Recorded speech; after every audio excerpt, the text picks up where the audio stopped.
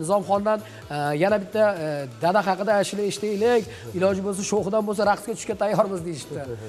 Qani, navbatdagi qo'shiqni ham bitta yaralishini ozgina gaplashaylik. Mana boya aytdingiz, dada degan bir sho'x qo'shiq qilganmiz, degan bir kuch chiqqan edi. O'shani bir ozgina gapirib bering.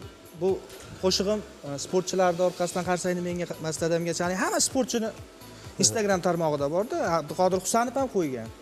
Dadasini quchoqlab qo'ygan, hamma sportchilar qo'ygandan keyin o'sha yozgan shoirga murojaat qildim. 2-3 ta shoirga aytsam, men aytgandaqa yozib bermadi. Keyin yana Ozodbek Qosimovga endi bunisi haqiqiy zakas bo'ldi. Ha, buyurtma qo'shiq. Buyurtma bo'ldi.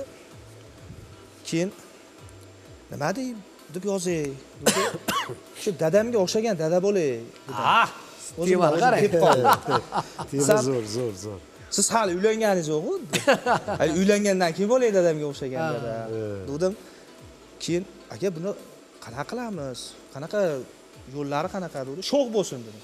Qarsayni menga emas dadamgachaning to'yga borib aytaydi, orqasidan dadam bilan o'g'ilni o'ynatib yuboraydi. Ha, bu yoq o'yin kulgi bo'lib ketsin. Ha, dadamga o'xshagan dada bo'laman degan mavzuda aytganim zo'rlar yozib berishdi. Endi har bitta menimcha o'sha o'g'ilni fikri shunaqa bo'lsa kerak. Dadamga o'xshasam degan bir albatta hamma qalbidan, yuragidan o'tadi.